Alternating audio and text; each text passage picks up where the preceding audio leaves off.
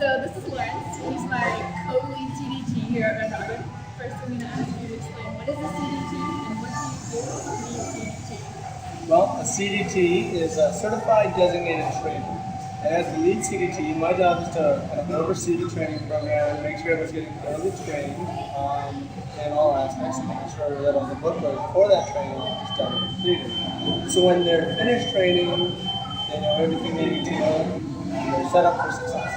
Success, I like that. Okay, so after your first month's been hired, what happens? Well, what we do is we give them an orientation where we kind of go through, we tell them about our core values and cornerstones that make the restaurant up, and the policies we have, and the dress code, everything else. Take them on a tour, show them around. Then we give some training shifts. The average server is going to get about 10. We want to rotate them through all the different jobs so they know how the restaurant works. We treat them as if they're runs. So we start them off as a host, or a hostess. They do a bit of that, learn their tables, how the rotation works, and then they get set. Then usually we take them into bar, and we teach smaller specialty groups. Like the lemonade, that's our big one. Milkshakes and the beers. Teach them the alcohol. Then we give them 2 days on Expo. And the reason being is that most of the kitchens in Red Robin are split into two sides, hot side and cold side. So hot side, their first day, they want to learn all the burgers. That's the big one. Figure out how to gourmet burgers. Figure out how to do which ones, how to method them by sight and know what they are, and then table numbers. The second day, they're going to learn cold side, which is all nappies and entrees and salads, practicing the whole other end of the spectrum. And then from there, we give them 5 days of serving training. We get them to follow for a couple shifts, and then we start training off with their trainer between following and serving, and then we follow them for a couple shifts. After that, we do what's called guest experience management, or GEMS, which is a test where we get them 5 tables completely on their own, and we watch them, make sure they're doing what we follow. And we tell them, there's 3 times and 7 steps they have to do per table. You can't do it. We use it. So, do you think the job rotation really helps? I think it makes a big difference. Because then, first of all, like say they're getting abused by the hostess or the experts who starting to need a lot of help, they know how to do that first of all. You can jump in, they've seen it before, they know what it's like. It stops people from getting frustrated with other people doing their jobs because everyone knows what the jobs are. Being able to put yourself in that shoes and know what they're going through. And the last thing you want is someone looking at an expo line where everyone's busy and saying, I don't know what I'm looking for. Now they can look at it, the bill, read it, grab the food, eat it, and go in. They can go up to the door, look at the floor plan, so-and-so needs to be seated, come right this way. Total team. Total team. Build total team. Yeah. Do you think our training program is too expensive? Or do you think it's... I think in some ways, if you've been serving for a long time, it seems like it goes on for a little bit because you've done that, hopefully you know what that's like. But that being said, we're not like other restaurants as well. We have that strict 7-step protocol, and just drill it into you, you're going to want to go through it. It's cheesy. It is cheesy, but it definitely works. We have a lot of new servers and a lot of old servers, and all work pretty good. Do you want to walk us through a little bit of the book and the So yeah, when you're serving, you get a book or whatever. In all the jobs, you get a different color book. Everything's color coordinated. For instance, servers green, cold side in the kitchen, salads light blue, burgers are all deep red. And then it's divided by days for each day you have in training. So day 1, of course, goes into it, and you can do it. Tells you different quizzes and stuff, and it goes through. And it's generally a baseball metaphor. We're welcoming to the team, and we're the coach, and this book's going to get you through and head up the par, and it goes on and on. Baseball, it's all the All-American sport. We jump on. So and it goes through day 2, day 3. And then at the end of each day, there's a wrap-up. make sure you learn what you're supposed to. Exactly, just that reinforces that knowledge or whatever else. And there's a whole pile of worksheets for you to also reinforce all our values. I really think that this was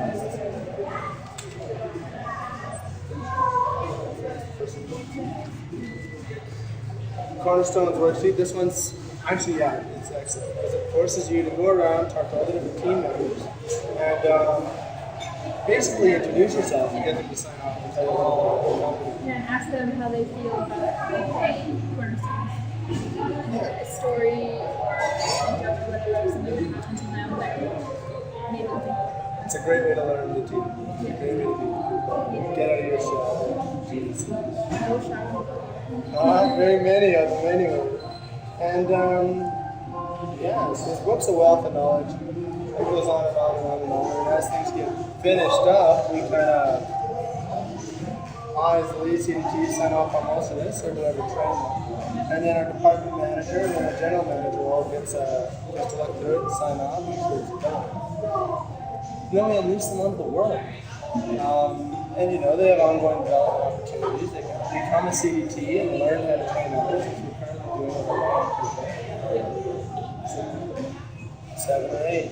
And what we do for that is we send them to what's called the T3, Train the Trainer, in Vancouver. So what they do is they have to learn all the steps of training that we kind of enforce and start coming to meetings where we discuss how to properly, you know, make sure everyone's on track, how the restaurants do, what are some ways we can have fun. That's the best part of our job. We get to coordinate Red Robin hunting. Yeah, that's so then you can go from there, then you can start training others. And you get a raise. You definitely Pretty get good a raise. incentive. And that's another way that we show that we really care about the training. We give you the raise, and so much time and work into it.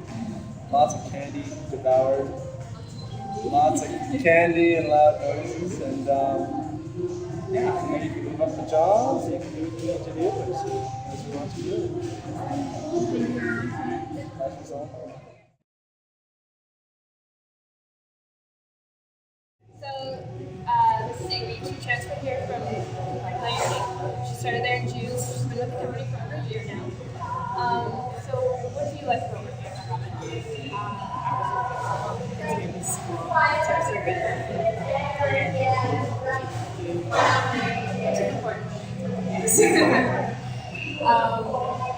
And your free fries. The atmosphere is it's good.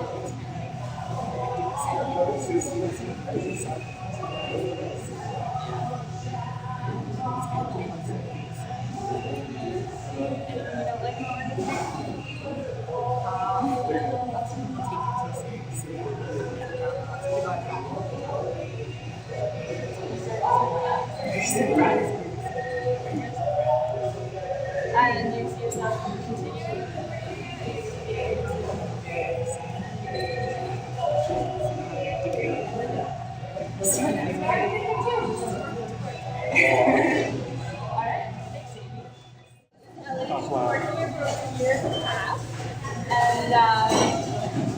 Thank you. So, what makes you stick with Red Robin? I think the one thing I really like about Red Robin is the people I work with. There's a lot of emphasis on teamwork, and everybody really follows through. So it's not as much of a workplace also as a workplace. It's to work. I come to work to have fun. Yeah, exactly.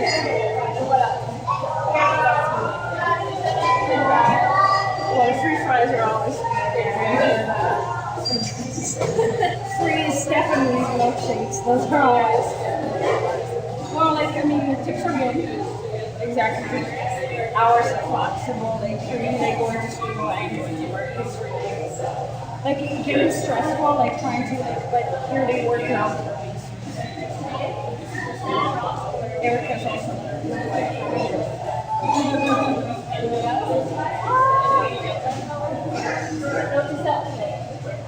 Let me think. How much weight I put on this morning.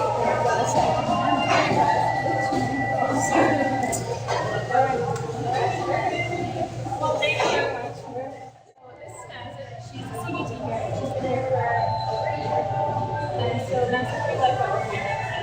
There's so many things I like about working here, but I'm you know, after my fingertips were here from that. It's easy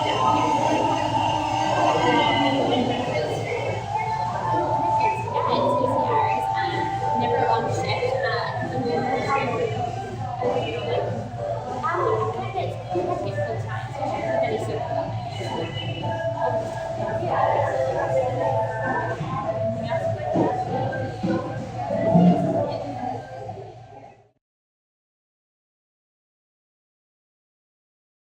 So we're just talking about Red Robin. With John, he works on full time mostly, and he's a shift leader at night. And he's going to talk to us about health and safety. So let's first of all, most importantly, what do you do to cut yourself? First thing when you cut yourself is you get bandages, clean yourself up. You notify them you cut yourself. You put on a blue bandage, fingers hot, and anything else to burn and then you clean the area within about 10 feet. And with bleach, 1/8 bleach, 1/8 bleach, the rest water. And every staff member has to know the CCTVs, which is critical control points, and why is that? Because that's the attempt of the meat needs to be cooked to avoid bacterial infection. Right. And what's the danger zone?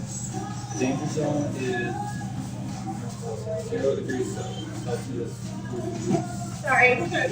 or minus 0 to 40 degrees. Right. So, And what order do these proteins use to live alive? we store them ready. Vegetables are temperature stored already pressed in the pot. Yep. And then it goes beef, Isn't that Saturday? wabi, poultry. Oh. And why do we Good stuff then. We don't want to transfer meat into or bacteria. any other health and safety standards? Health and safety standards like wet floors, wet signs, let others know hazard areas. Put out for 1 to 6 hours. We have to change our cold water every 2 hours. We change it every hour. And what's the PPM spot? 30 gram quad is 200.